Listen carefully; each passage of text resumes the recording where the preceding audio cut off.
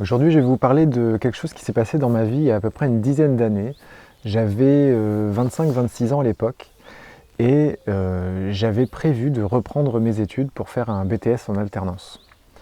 En attendant en fait que la rentrée arrive, je travaillais dans une entreprise en région parisienne qui était une filiale en fait de Gaz de France.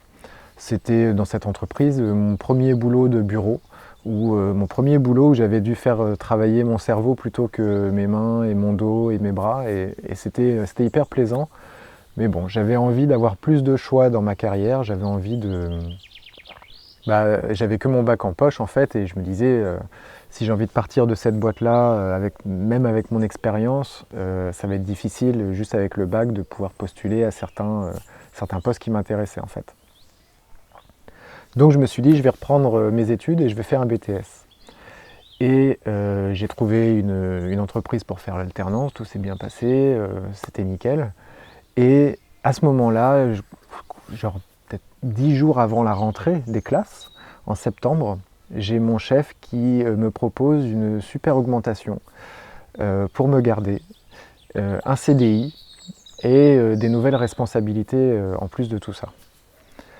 À 26 ans, se voir proposer ça, il y a l'ego aussi hein, qui est un peu boosté parce que on se dit c'est super, il se rend compte de ma valeur, il veut me garder, donc ça c'est très très tentant.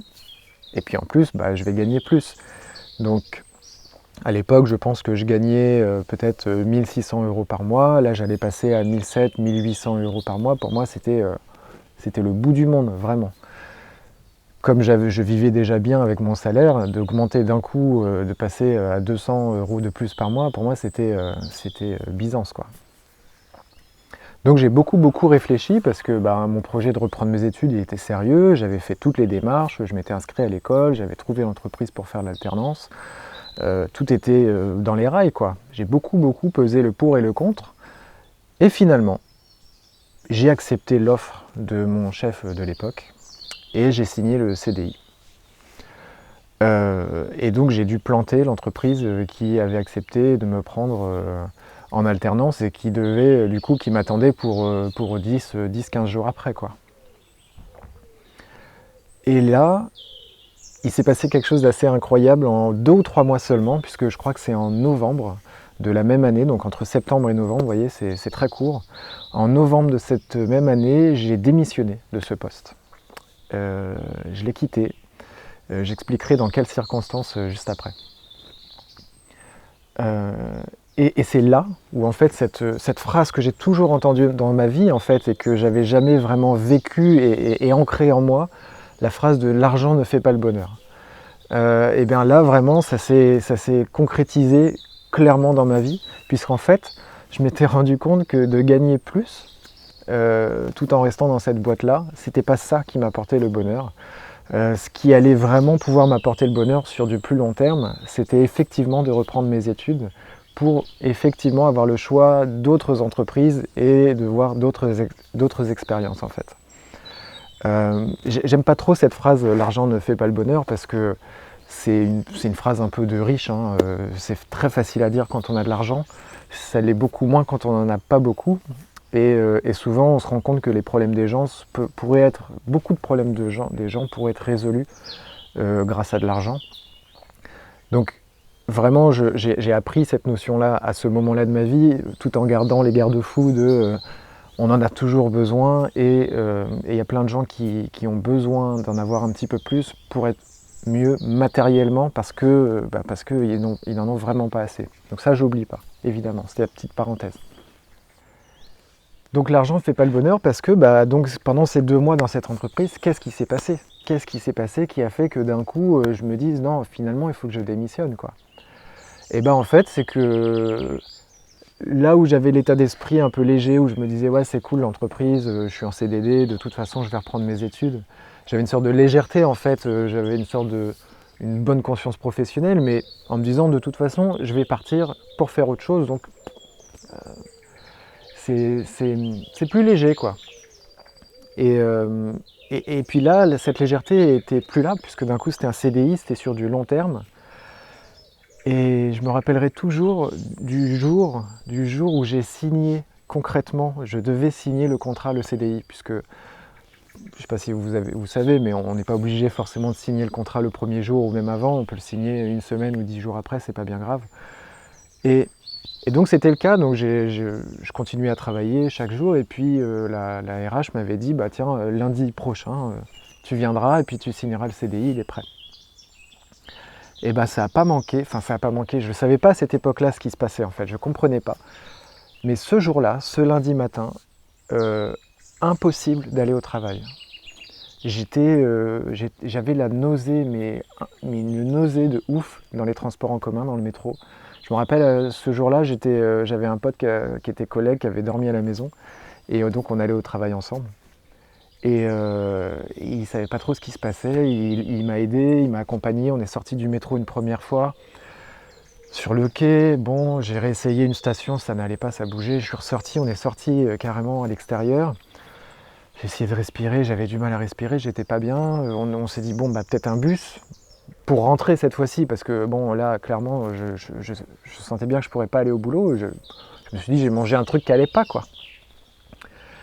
Et le bus, pareil, une ou deux stations, ça tremble et tout, c'est encore pire que le métro, je peux pas.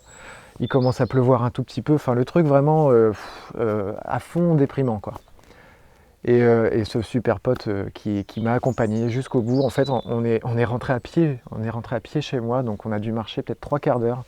J'avais la tête qui regardait mes pieds, les yeux à moitié fermés, je respirais comme je pouvais, et on est rentré chez moi et je me suis reposé. Et le lendemain ça allait mieux. Et je suis allé au boulot. Et j'ai signé mon CDI.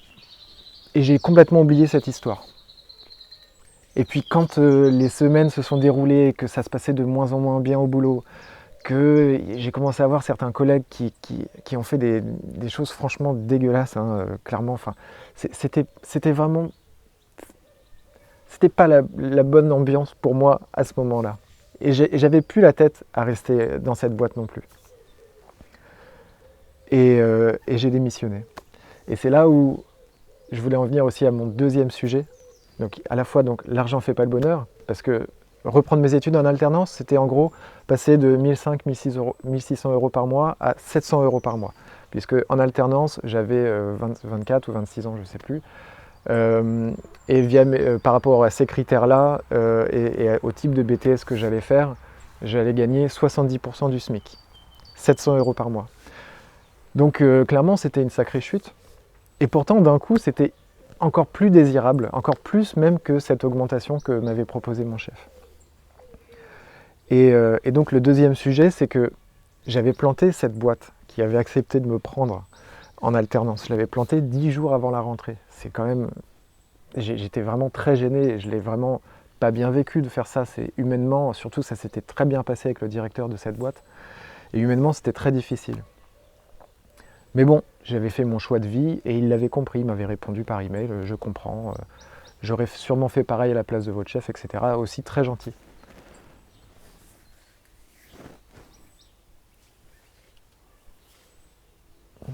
Les petits oiseaux qui se cachent dans les bosquets. Et donc, je décide de renvoyer un email à ce directeur de cette boîte qui voulait me prendre en alternance. Un email à cœur ouvert, comme si je parlais à un ami en fait, mais voilà, tout le respect que je lui devais bien sûr.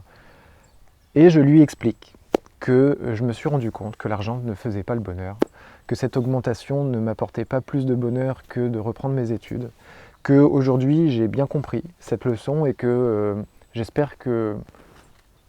Ah non, c'était pas un oiseau, c'était un mulot. Il est venu jusque là. Bon. Voilà, que j'avais bien compris cette leçon-là, que j'étais franchement désolé encore de l'avoir planté, et que j'espérais pour lui, évidemment, qu'il ait trouvé quelqu'un pour son alternance. J'espérais pour lui que ça se passait très bien depuis les 2 ou 3 mois où l'alternance avait commencé, mais que voilà, si jamais, par le plus grand des hasards, il avait trouvé personne, voilà, l'école dans laquelle je m'étais inscrite faisait une session en septembre et également une session en janvier, donc 2 mois après. Et que moi j'étais prêt à donc démissionner de mon poste et recommencer, commencer, mais finalement quelques mois après avec lui et avec l'école. Et il m'a répondu. Déjà, ça c'était énorme, il m'a répondu. Et il m'a dit, bah ouais, effectivement, j'ai trouvé personne après vous, j'ai fait passer des entretiens, mais j'ai trouvé personne qui me plaisait comme vous. Encore une fois, là, un bon boost pour mon ego. Et il me dit, mais je vous cache pas que là, j'ai des doutes sur votre parole. Parce que vous me dites, vous venez, après vous venez pas, là maintenant vous me dites, vous revenez.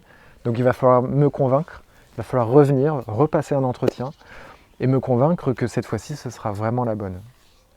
Et donc c'est ce que j'ai fait. J'y suis retourné, j'ai repassé un entretien, j'ai réexpliqué mon cheminement. Et à la fin de l'entretien, il m'a dit, bon, ok, je veux bien. Par contre, envoyez-moi la preuve que vous avez démissionné. Voilà, il voulait une petite avancée de ma part, quelque chose qui lui montrait que effectivement, voilà, je démissionnais avant même d'avoir une promesse d'embauche ou quoi que ce soit de sa part, pour lui montrer que j'acceptais de prendre le risque, tout comme lui, il avait accepté de prendre le risque de me prendre et que finalement, je l'avais planté. Et donc ça, c'est la deuxième leçon que j'ai apprise à ce moment-là de ma vie, très très intense, c'est que il faut oser demander. C'est le slogan aussi de la Française des Jeux que j'adore, c'est 100% des gagnants ont tenté leur chance. C'est ce qu'un de mes collègues par la suite, justement dans cette entreprise où j'ai fait mon alternance, me disait sans cesse, 100% des gagnants ont tenté leur chance, et c'est carrément vrai. Il y a plein de gens qui m'ont dit, mais tu as une chance incroyable qu'il ait accepté de te reprendre après que tu l'aies planté. Et oui, effectivement, j'avais eu une chance incroyable qu'il ait trouvé personne et qu'il ait accepté de me prendre après. Et j'ai fait mon alternance dans son entreprise et ça s'est vraiment très bien passé, ça m'a ouvert plein de portes. Mais cette chance, je l'ai provoquée. Et j'ai osé la provoquer en revenant vers quelqu'un que j'avais planté et en lui demandant de me comprendre humainement et de lui dire, j'ai appris des leçons dans ma vie, je suis encore jeune, hein, et j'espère que vous pourrez comprendre et qu'on pourra continuer, reprendre là où on s'était arrêté pour continuer un bout de chemin ensemble. Et c'est ce qui s'est passé. Donc voilà, l'argent ne fait pas le bonheur, il y contribue évidemment, on a besoin toujours d'un minimum pour les besoins primaires. Hein. Mais d'en avoir plus, c'est pas forcément la clé du bonheur. Ça, c'est une chose que j'ai vraiment comprise à ce moment-là de ma vie. Il y a d'autres moments aussi où je l'ai compris et ce sera l'occasion de vous faire une autre vidéo pour vous raconter tout ça. Allez, je vous remercie de m'avoir écouté, j'espère que ça vous aura plu. N'hésitez pas à vous abonner, à liker, à partager et je vous dis à la prochaine pour une autre vidéo.